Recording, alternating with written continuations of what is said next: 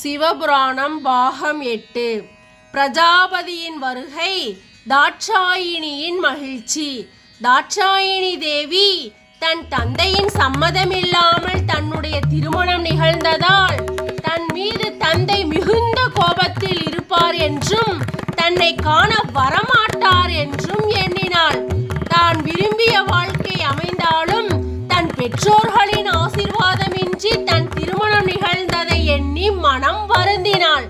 தன் மனைவியான தாட்சாயினியின் மன வருத்தத்தை அறிந்த சிவபெருமான் தேவியின் மனம் மீண்டும் வருத்தப்படாதவாறு நடந்து கொண்டார். அமைதியாக இருந்த கைலாய மலையில் பாடல்கள் பாடிய வண்ணம் இருந்தன. எம்பெருமானின் இச்செய்கையால் தான் மனதில் அடைந்த கவலையை முழுவதும் மறக்க முடியாத பட்சத்தில்